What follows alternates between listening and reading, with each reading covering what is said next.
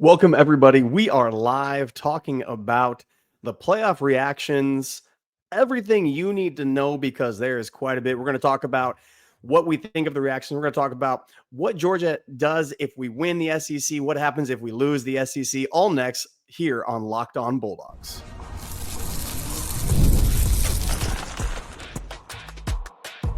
You are Locked On Bulldogs, your daily podcast on the Georgia Bulldogs. Part of the Locked On Podcast Network, your team every day. Welcome back, everybody. This is Locked On Bulldogs, part of Locked On Podcast Network, your team every single day. We are talking about playoff reactions.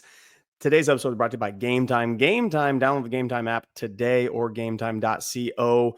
Thank you for being a first listener. Thank you for being every day, and thank you for being a loyal third segment listener. If you're part of the Locked On podcast family, we appreciate you. Daniel's not here. He's feeling on the weather because Thanksgiving is real. Travel is real, but I got you. I'm carrying the load today for him.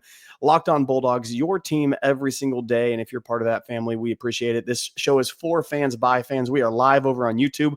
We are recording right now to come out as well over on the audio side. Get subscribed to both of those.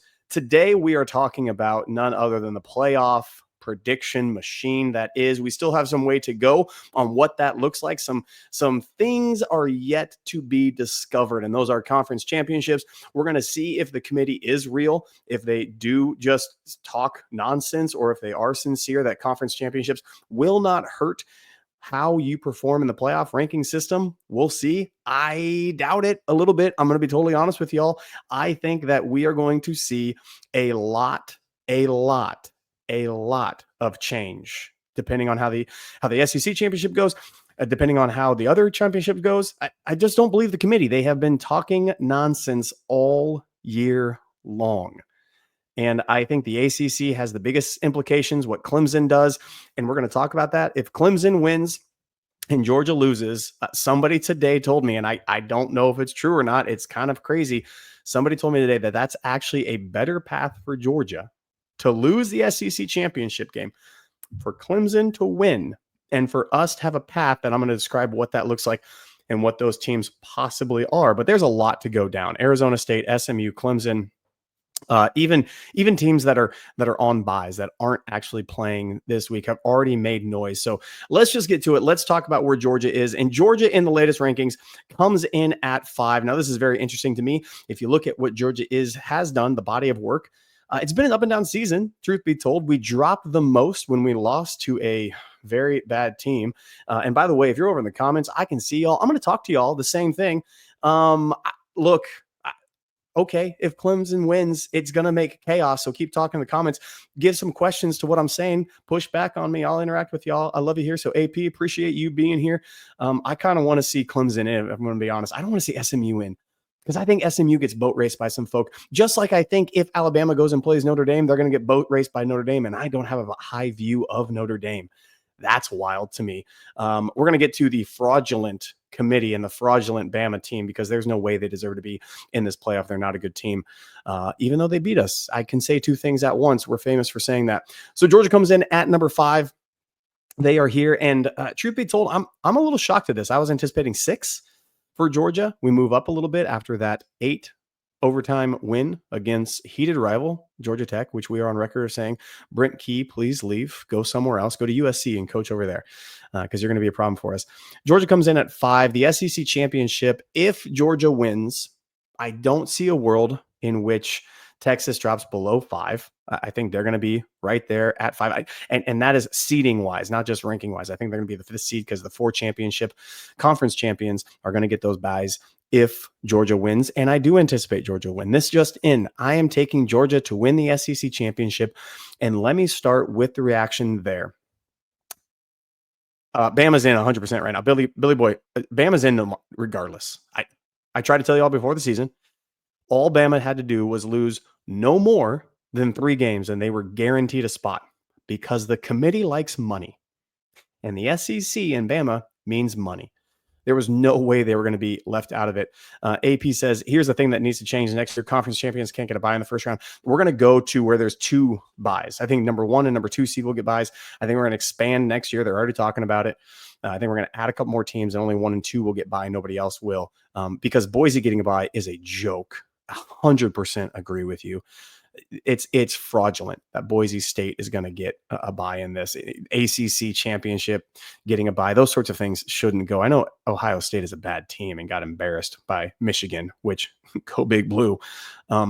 There's just no way that can be the setup going forward. So I agree with you, AP. Those things have to change. They're already talking about adding teams, so it will happen. But Georgia comes in, and I think Texas doesn't drop more than the 50. They'll have a home game at Austin, and they'll have a pretty favorable lineup as they're going through the college football playoff. But some things that shocked me, besides Georgia at 5, which it doesn't really matter. The SEC championship is going to take care of that. Notre Dame being at 4, really unique to me. Notre Dame hasn't played anybody. They looked real good against USC, and I was on this podcast last week talking USC hates Notre Dame, like straight up hates Notre Dame. Being from the West Coast and knowing that a little bit, that's a real rivalry game for them. It was much more. Lincoln Riley should not still be coaching at USC. I don't know why he's still there, but apparently they like him. A couple of things that shocked me in this: Ohio State not falling fast enough. That loss against Michigan, with the best offensive and best defensive players out for Michigan, should have made you fall in more than 6. Georgia fell far more.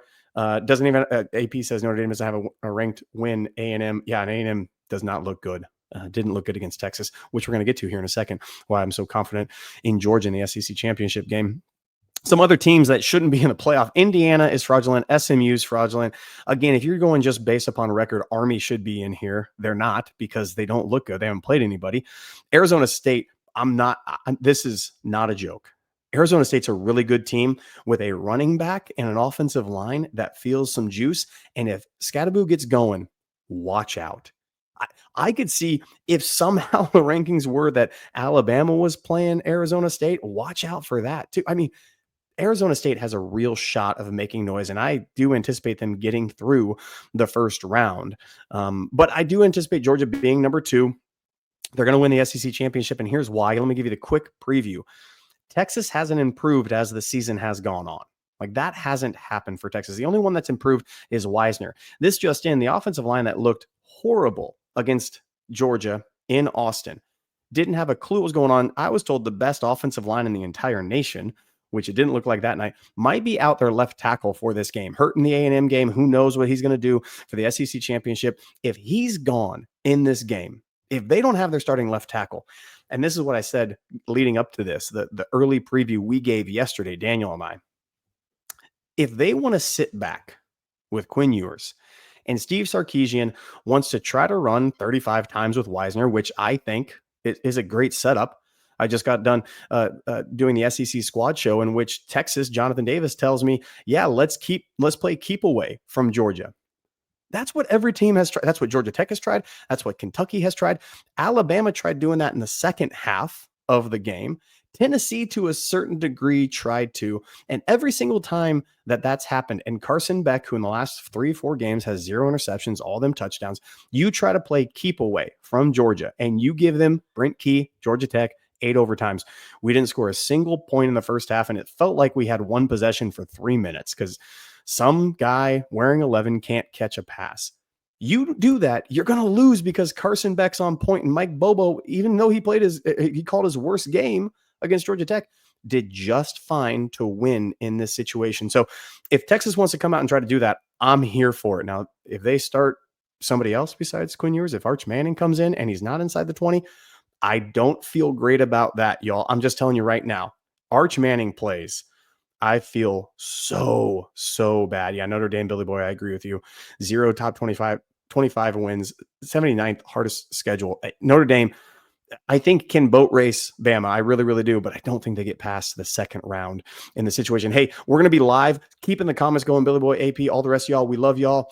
Keep talking to us. Keep chatting with us. We're going to be back right after this as soon as we pay some bills. And that's Game Time, gametime.co, Game Time app. Download it now. Here's what happens in the Game Time app and Game Time CO. If you need tickets anywhere, you need tickets to any sporting event, any concert event, anywhere on the planet, you go ahead. Game Time's going to get you in there. They're going to be the cheapest. They're going to be the best. They have a safety guarantee. If you find tickets elsewhere that are cheaper, guess what? They're going to take care of you 110% of the difference as well as having view from your seats, wherever that is, and you put the slider over on it. It's going to give you upfront pricing, meaning you don't have to wait till checkout with a 15-minute window, counting you down, forcing you to make a decision. They're going to give you all in pricing straight up front. It's fantastic. Daniel and I, whenever we go to games, we want to sit in the stands.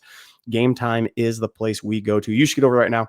Locked On College for $20 off. Terms apply, but right now you get over there, put in Locked On College, first purchase, $20 off. Terms apply. GameTime.co. Get in the game. All right, y'all, we are back talking Georgia football ranking reaction. We gave you why a little bit of a sneak preview of why I think Georgia wins the SEC championship, gets that second seed in there.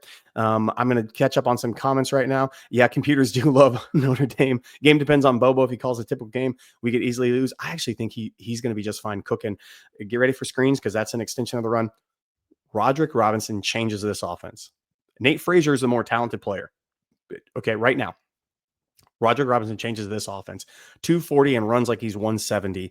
He completely checks it out. If SMU loses, are they still in over Bama? I think SMU and Bama are locks for this playoff. I'm going to run down what I think is going to happen, but I think they're absolute locks. And then AP says the committee is just showing everyone that it's all about money. I agree, AP. This is, I said before the season, Bama gets in if they don't lose 4 games. If they lose 3, they're going to be in. They're going to sneak in.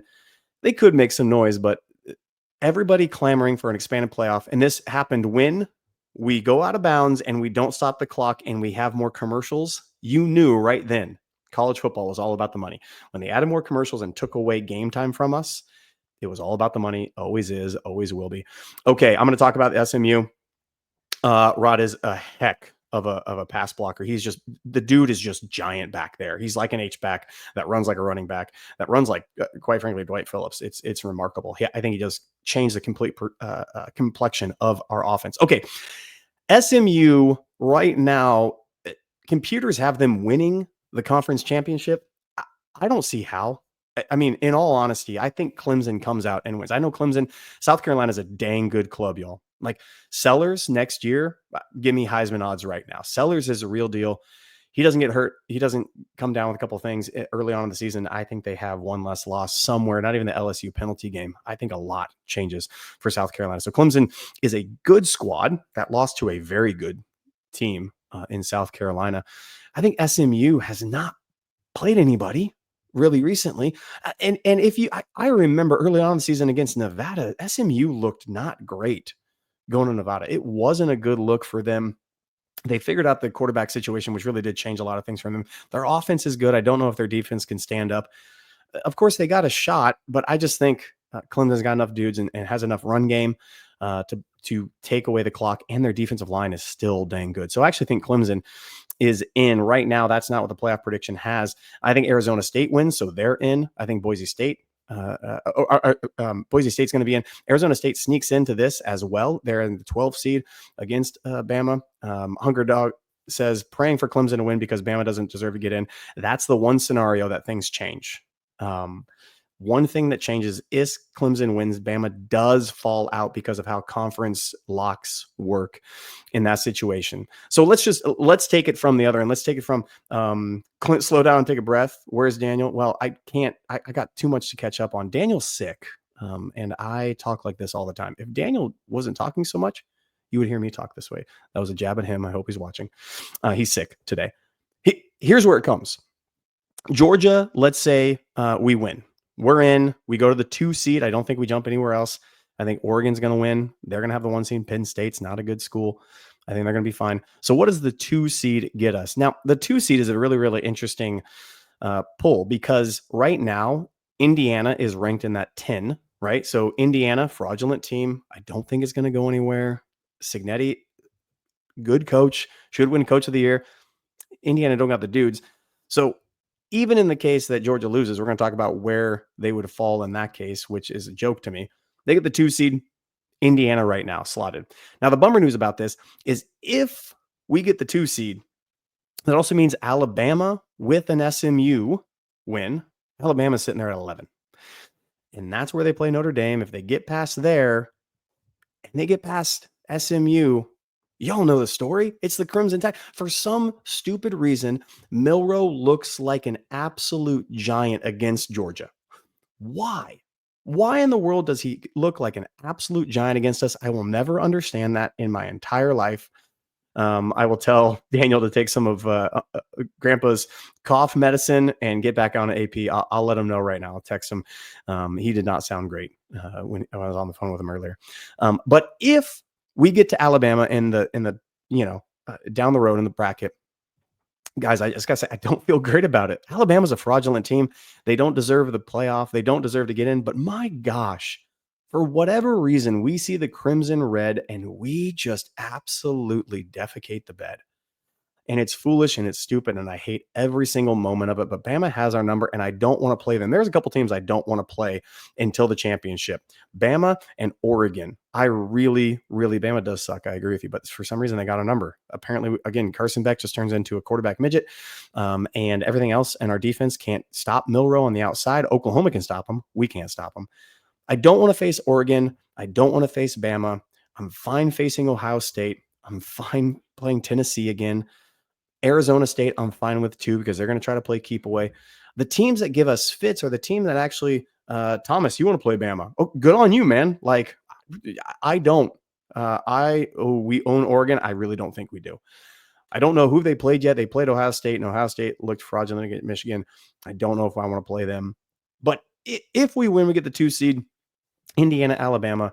And then beyond that, look, we get to the semifinals and the final. It's all bets off at that point. But it's a fine.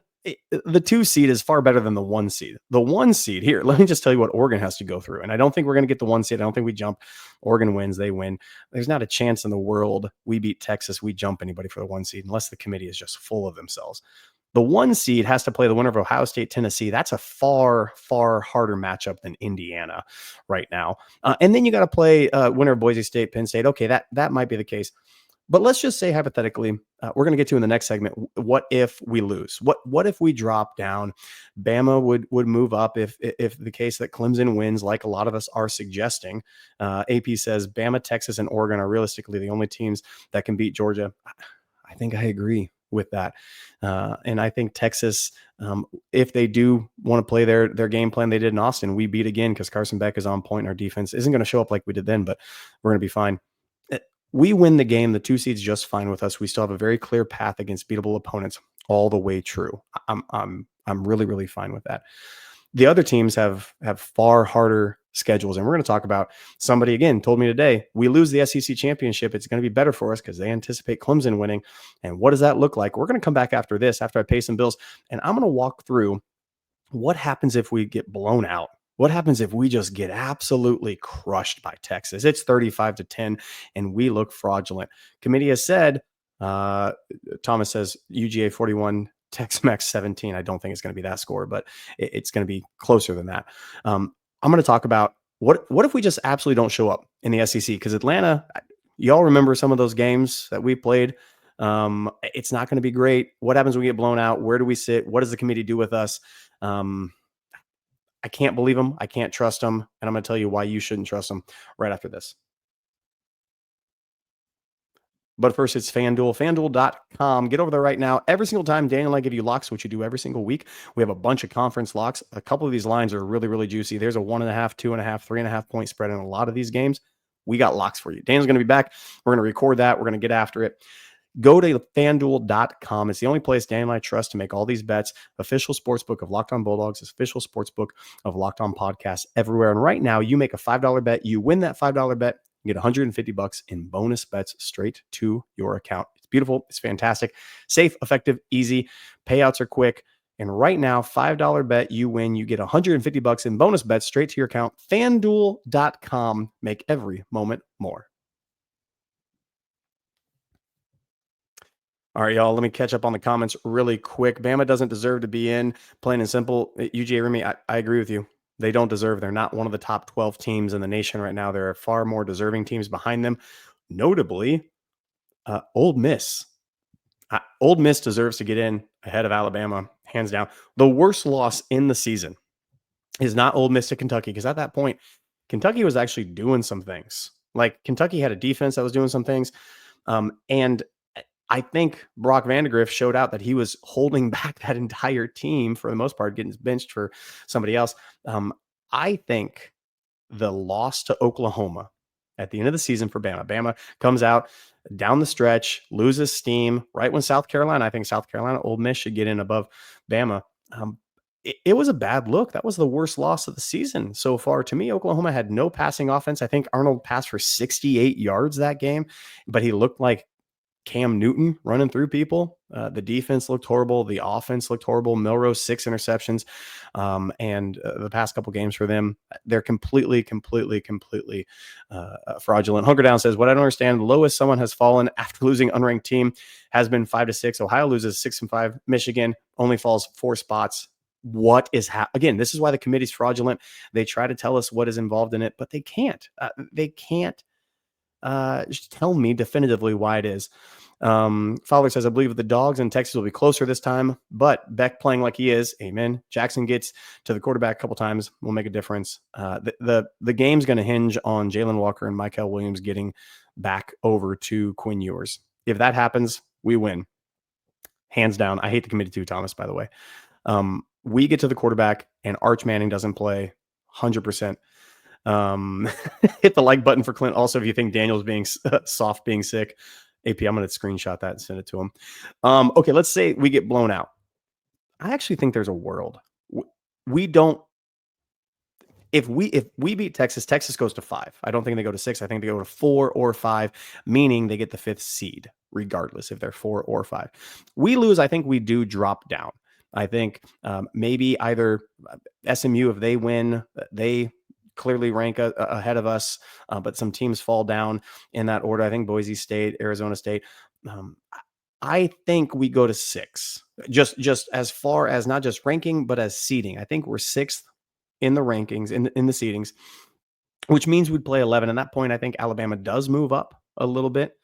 But there's a case in which we could play, hypothetically, how things are playing out in this bracket. You give me a path where SMU and Boise State are on the same wavelength. Somebody else mentioned earlier, I think SMU gets in regardless if Clemson loses or not, or wins or not. I think there's a strong chance of SMU getting in if the committee is sincere that losing the conference championship doesn't mean anything. Now, so far, they've told us eyeball test. They've told us a whole lot of stuff that hasn't rang true. But if that is true and SMU is in and Clemson is in, I think there's a chance we start the playoff. I think we host a home playoff game in Athens in which ticket prices will be astronomical. So if you have some and you get some, don't resell them. Go to the game. It's absolutely fantastic. Eric says, do you think there's any chance Texas beats us that we are out in the entire playoffs? I don't with the 5th ranking. I think we would, in that case, we would beat out an Alabama team. I think that's almost a guarantee. And if Alabama's in right now, we lose to Texas in the SEC. I don't think they're going to put Bama ahead of us. In that case, they're going to get the cachet. They're going to get the helmet. They're going to get the SEC bias. In that case, I don't think we fall out of the playoff, even if we get blown out. Bama, that in that case would. But we lose, we get blown out. We might go to 6. We host a playoff game. There's a chance we host SMU. Clemson wins, which, yes, please. There's a chance we play Boise State if all of this works out, 6 or 7 seed. And there's a chance the worst game that we play is Penn State. The worst matchup that is for us is Penn State, which we're about to see who they are. They sneak into the conference championship game, and we're about to see who Penn State is.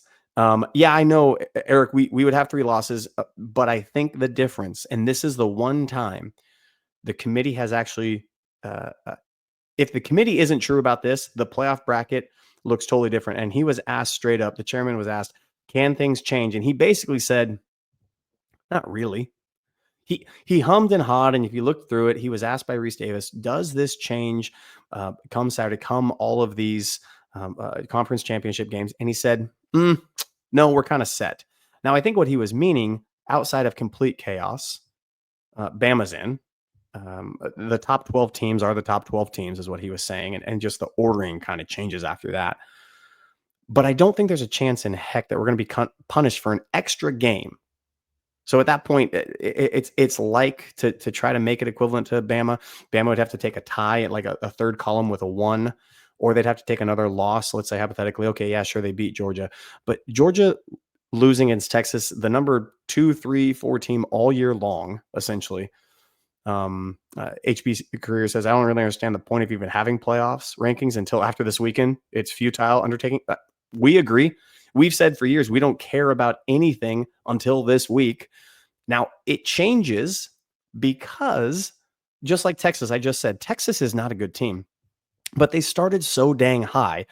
They didn't have a schedule. They didn't play anybody. Their one actual contested game against Georgia, they get smoked at home.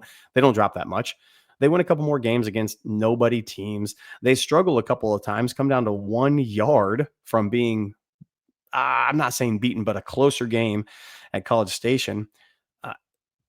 It didn't look good for them, but they never fell out of the top 5. It was just a joke all year long. So it does matter where you're ranked because you can kind of coast all the way throughout the season. I think Georgia's in regardless. The path, if we lose, Boise State against a team like Indiana, SMU, our matchups are a little bit more favorable. Now, here's why I don't think Hunker Down says if Georgia or Texas loses the championship game, the committee drops 1.